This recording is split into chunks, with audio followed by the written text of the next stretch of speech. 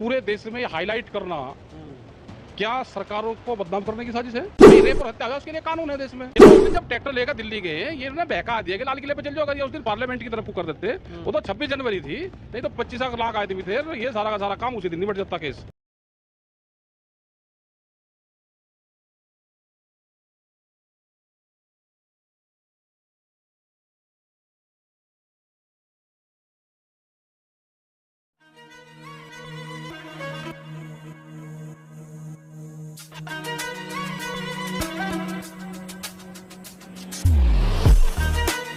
जब आप कोई क्वेश्चन करें हमारा पूरा जवाब ले लें। पिछली बार की तरह निवेदन है कि माइक बंद करके अपनी कहानी ना सुनाएं, हम बैठे रह जाएं। सिर्फ माइक की बात कह रहे हैं, मैं स्टूडियो से भी और मैं प्रोग्राम से भी, अगर विषय से इतर कोई बोलेगा मैं उसको प्रोग्राम से बाहर का रास्ता भी दिखा दूंगा।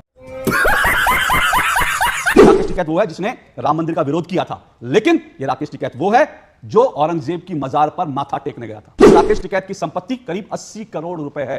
देश में एक किसान की जो आमदनी है महीने की वो 7,000 रुपए है। इस राकेश टिकैत की, इस मेरे पास जो रिपोर्ट है उसके अनुसार 80 करोड़ इसके पास संपत्ति है। मैं कह रहा था आपको एक किसान की संपत्ति तो दिख गई, आपने कभी माननीय देश के गृह मंत्री की संपत्ति का भी उजागर करा? माननीय प्रधानमंत्री जी की पहले क्या थी और आज क्या? मजा आएगा ना भिड़ो। भारत के प्रधानमंत्री के पास अपनी गाड़ी नहीं, और जो किसान नेता है उसके पास गाड़ियों का शोरूम है, लग्जरी गाड़ियों का शोरूम है। राकेश टिकैत बता दे बाकी किसानों को भी कि 4 करोड़ से 80 करोड़ रुपए कैसे कमाए जाते हैं 10 साल के अंदर। 4 करोड़ से 80 करोड़, यह फॉर्मूला बता दीजिए सर देश को।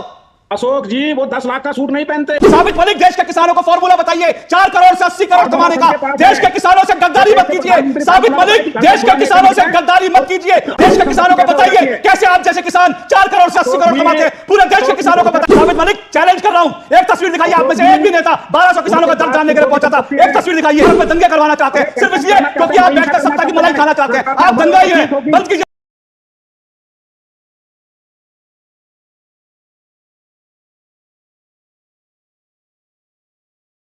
टिकैत कहता है कि 26 जनवरी को बहका दिया, नहीं तो उसी दिन पूरी तैयारी थी, हम लोग संसद जाते और उसी दिन काम हो जाता। तो क्या यह योजना पहले ही थी? जैसा पुन्नू ने भी कहा था कि भारत की संसद पर उधर तिरंगे का अपमान करना, इधर संसद में जाना और संसद पे जाकर जो है भारत में सरकार गिरा देनी है, भारत में सत्ता पर कब्जा करना। क्या यह पूरा प्लानिंग से हुआ था? आप लोगों को इसकी जानकारी है जो राकेश टिकैत ने जो खुलासा किया? अशोक जी आप काफी सीनियर पत्रकार हैं, लेकिन जिस भाषा का प्रयोग आपने विपक्षी दलों के लिए और सामाजिक संगठनों के लिए किया, मुझे उससे आपत्ति है। मैं आपको बताना चाहता हूं कि हमारे पूर्वज तो वो थे जो छोटी छोटी बातों पर रामायण और महाभारत कर देते थे, लेकिन ये तो गांधी जी थे जो हमको मोमबत्ती पकड़ा गए और आज हम आंदोलन के रास्ते पर हैं और हम भारत के लोकतंत्र को मानते हैं और अहिंसावादी तरीके से अपनी बातों को रखते हैं। और आप दंगई और क्रोसिन मैन और ये कहना उचित नहीं है।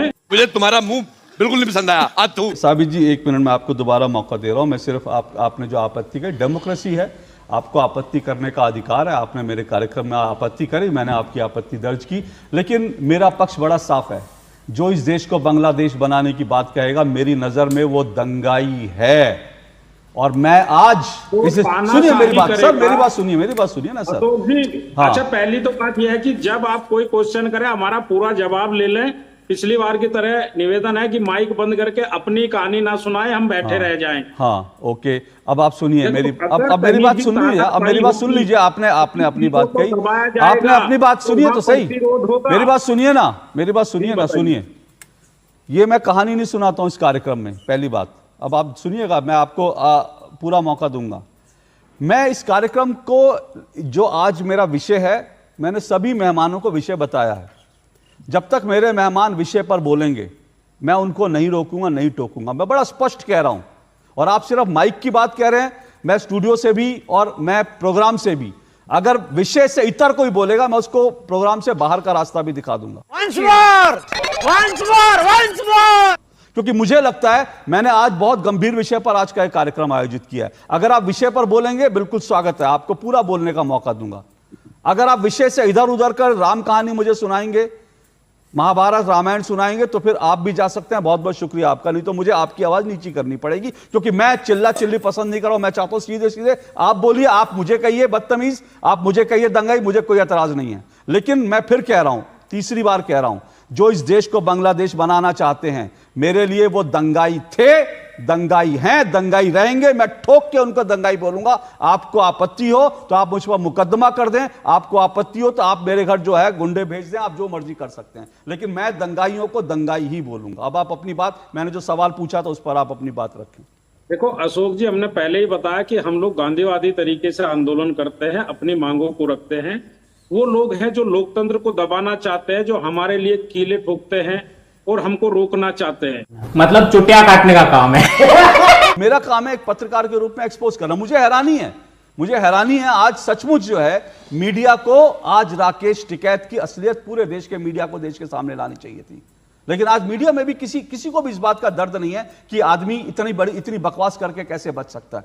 इस देश में इतनी जो है मुंह से जो है जहर उगलकर इस देश में आदमी कैसे जो है रह सकता है। और मैंने आज राकेश टिकैत को, मैं तो राकेश टिकैत को भी मंच दे रहा था। मैंने अपने गेस्ट कोऑर्डिनेशन का लाइए 10 मिनट के लिए, उनको बड़ा 1-to-1 करने का शौक है ना, तो मैं आज राकेश टिकैत आते तो मैं आज उनको बताता, 1-to-1 बताता, उनको दिखाता उनकी हैसियत। और मेरे पास, इससे पहले मैं आगे बढ़ूं, चौधरी साबित मलिक, मेरे पास एक रिपोर्ट है, मैं चाहता हूं देश की जनता को जानना चाहिए। रुकिएगा, मैं आऊंगा तो जी 1 मिनट, क्योंकि मुझे लगता है ये देश की जनता को जानना चाहिए।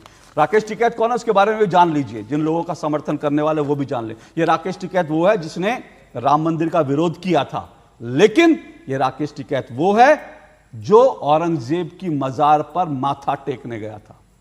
अरे बाप रे, ये तो धोती खोल। आप समझिए किस तरह का व्यक्ति है। राम मंदिर का विरोध किया, सनातन धर्म को गालियां दी, मतलब सनातन का अपमान किया कि ये मंदिरों में लोग ऐसे जाते हैं, ये होता है, लेकिन उसके बाद औरंगजेब की मजार पर माथा टेकने गया था। ये वो व्यक्ति है राकेश टिकैत जिससे पूछा गया कि आपके आंदोलन में भिंडरवाला की तस्वीर पहन के, टी-शर्ट पहन के लोग आए, तो इस राकेश टिकैत ने कहा था हां उससे तो लोग संत मानते हैं, मानसिकता देखते रहिएगा। ये वो राकेश टिकैत है जो तब नजर नहीं आया, और साबित मलिक जी भी नजर नहीं आए। मुझे वादा भी किया था, मुझे मालूम नहीं साबित मलिक जी, आपने वादा किया था मेरे कार्यक्रम में, अगर आपके पास तस्वीर हो तो मुझे दिखाइए, मैं फ्लैश भी करूंगा। 1200 किसान कर्नाटक में आत्महत्या करी थी, एक किसान नेता वहां नहीं गया। राकेश टिकैत को एक बार चिंता नहीं हुई, क्योंकि वो राकेश टिकैत, क्योंकि कांग्रेस के इस वक्त नाम की राजनीति कर रहा है, इसलिए जो है कर्नाटक में जाता है तो उसको जो है, जो कांग्रेस से जो सांठगांठ है ना, वो फिर धरी रह जाती। और ममता बनर्जी का भी आज सपोर्ट इसलिए किया, देश के खिलाफ। रुकिए साबित मलिक, सुनिए, सच्चाई बोल रहा हूं, सुनिए, तस्वीर हो तो दिखाइएगा। 1200 किसानों के परिवारों का दर्द आप जानने के लिए गए थे, तो तस्वीर हो तो मुझे भेजिए, मैं अभी चलाता हूं।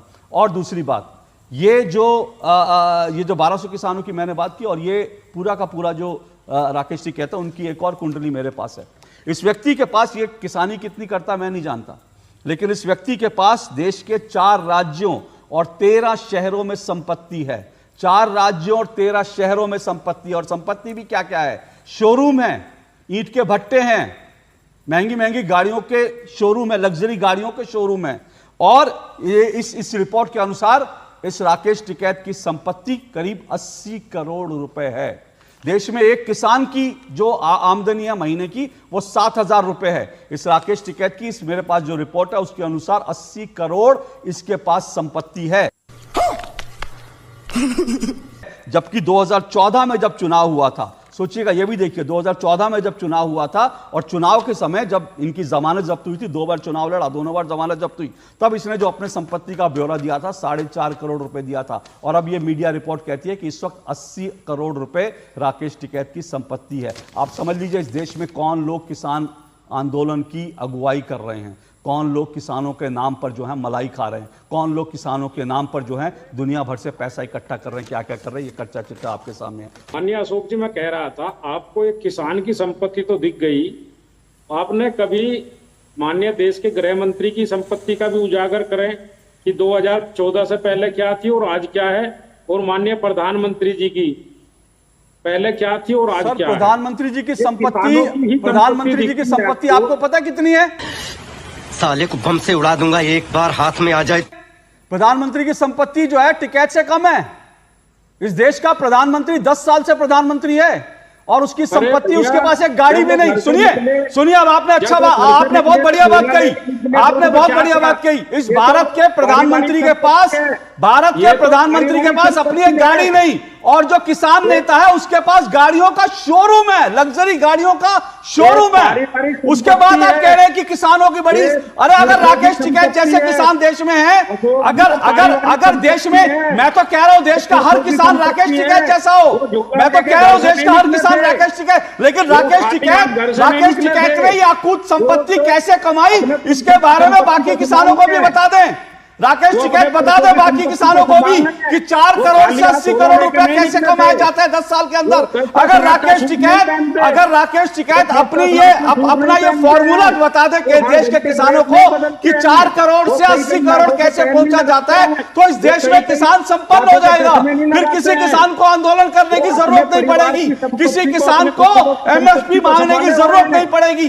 4 करोड़ से 80 करोड़ ये फॉर्मूला बता दीजिए सर देश को। भारी मिस्टेक हो गया सर, एकदम। अशोक जी वो 10 लाख का सूट नहीं पहनते। अरे सूट तो छोड़िए ना, सूट कपड़े कौन, अरे 4 करोड़ से 80 करोड़ का फॉर्मूला। साबित मलिक 4 करोड़ से 80 करोड़ का फॉर्मूला बताइए देश को आज, बताइए आज देश को फॉर्मूला बताइए। 4 करोड़ से 80 करोड़ देश के किसानों को बताइए फॉर्मूला।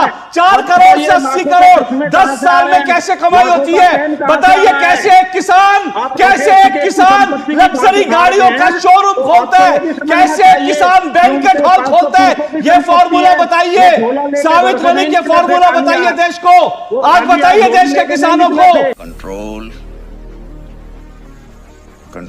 साबित मलिक देश के किसानों को फॉर्मूला बताइए। 4 करोड़ से 80 करोड़ कमाने का। देश के किसानों से गद्दारी मत कीजिए साबित मलिक, देश के किसानों से गद्दारी मत कीजिए। देश के किसानों को बताइए कैसे आप जैसे किसान 4 करोड़ से 80 करोड़ कमाते हैं। पूरे देश के किसानों को बताइए, देश के किसानों से गद्दारी बंद कीजिए। बताइए देश के किसानों को, बताइए देश के किसानों को 4 करोड़ से 80 करोड़ का फॉर्मूला बताइए देश को, बताइए देश को। और एक तस्वीर दिखाइए, आप 1200 किसानों का दर्द जानने गए थे।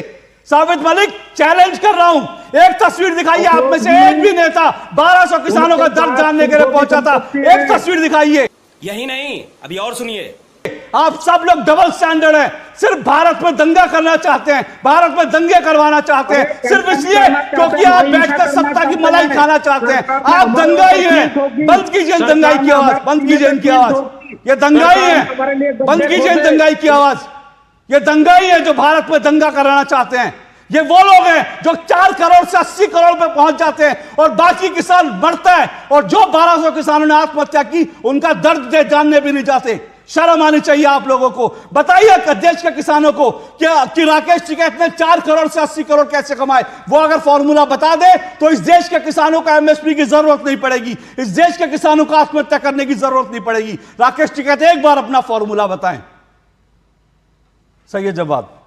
आप आज बड़ा उत्तेजित नहीं, मैं उत्तेजित हूं, मुझे मेरा खून खोल रहा है। इस तरह से भारत को बांग्लादेश हद होती है।